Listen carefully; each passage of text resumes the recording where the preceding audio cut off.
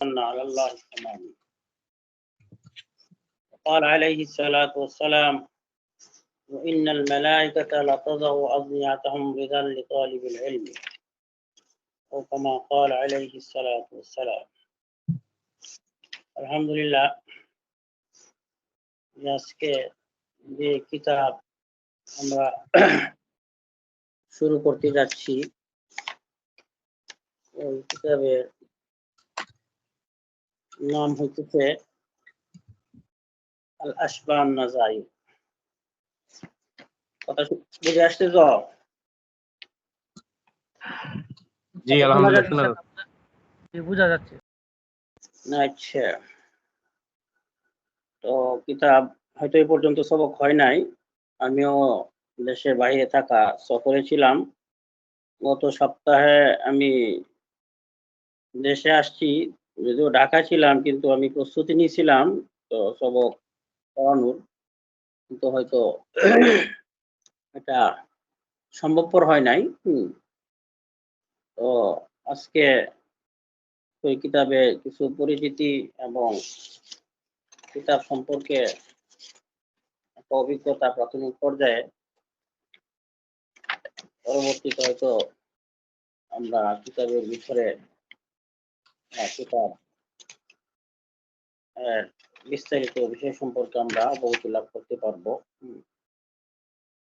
কিতাব আশবাহ ওয়ান নাযাইর, মুশাবাহাত থেকে এসে আশবাহ, নাযাইর নাজির থেকে আসছে। শিব এবং নাজির অর্থাৎ একটা বিষয়ে দৃষ্টান্ত, উপমা, একটা বিষয় বুঝতে গিয়া উপমা দিয়ে, দৃষ্টান্ত দিয়ে বিষয়টা বোঝানোর চেষ্টা করা। স্বাভাবিকভাবেই একটা বস্তু মানুষের পূর্ণ হৃদয়ঙ্গম হতে হলে যখন এটাকে মিসালের মাধ্যমে, দৃষ্টান্তর মাধ্যমে এটাকে উপস্থাপনা করা হয়, তখন তা সহজে বুঝে আসে। শরীয়তের মাসআলা মাসাইল গুলি, শরীয়তের কিছু কিছু পেচীদা মাসাইল আছে, সহজে যেগুলি মানুষের বুঝে আসে না, ওগুলিকে দৃষ্টান্ত এবং ব্যাখ্যা বিশ্লেষণ, উপমা, উদাহরণের মাধ্যমে পেশ করা কিতাবের মধ্যে এর বিধান এবং এর নিয়ম পদ্ধতি দেওয়া হয়েছে। সেজন্য এই কিতাবটিকে আল আশবাহ ওয়ান নাযাইর হিসাবে নামকরণ করা হয়েছে। তো এই কিতাবের মুসান্নিফের সংক্ষিপ্ত জীবনী হইতেছে, এই কিতাবের সম্মানিত মুসান্নিফ হলেন শেখ আল্লামা জাইনুদ্দিন ইবনে ইব্রাহিম ইবনে মুহাম্মদ বকর আল মসরি আল হানাফি রাহমাতুল্লাহ আলাইহি। তার পূর্বপুরুষগণের মধ্যে কারো নাম নুজাইম ছিলেন বলে সেদিকে সম্পৃক্ত করে তিনি ইবনে নুজাইম নামে প্রসিদ্ধতা লাভ করেন। তিনি 926 হিজরি সনে যে কোনো একদিনে মিশরের কায়রোতে জন্মগ্রহণ করেন। তার শিক্ষাগত যোগ্যতা বা শিক্ষা অর্জন, জ্ঞান অর্জন, অধিকাংশ সময় তিনি কায়রো শহরের স্থানীয় উলামায়ে কেরাম থেকে শিক্ষা অর্জন করেন। এই ধারাবাহিকতায় তিনি শেখ আলিমুদ্দিন ইবনে আব্দুল আলী আল হানাফি রাহমাতুল্লাহ আলাইহি, শেখ আবুল ফয়েজ সোলামি রাহমাতুল্লাহ আলাইহি, শেখ শরফুদ্দিন বুলকিনি রাহমাতুল্লাহ আলাইহি, শেখুল ইসলাম আহমদ ইবনে ইউনুস তথা ইবনে শাবলি রাহমাতুল্লাহ আলাইহি, আল্লামা কাসেম ইবনে কুতলুবুগা আল হানাফি রাহমাতুল্লাহ আলাইহি থেকে ফিকহ শাস্ত্র অর্জন করেন। আর আরবি ও মান্তেক শাস্ত্র তিনি শেখ নুরুদ্দিন দাইলামি মালিক রহমতুল্লাহ আলাইহি এবং শেখ সুকাইর আল মাগরিবি রহমতুল্লাহ আলাইহি প্রমুখ মাশায়েখ থেকে শিক্ষা অর্জন করেন। আর আরেফ বিল্লাহ শেখ সুলাইমান খাজিরি রহমতুল্লাহ আলাইহি থেকে তিনি ইলমে তরিকত লাভ করেন। এছাড়াও তিনি সমসাময়িক আকাবের উলামা থেকে ইফতা ও তাদরিসে অনুমতি লাভ করেন।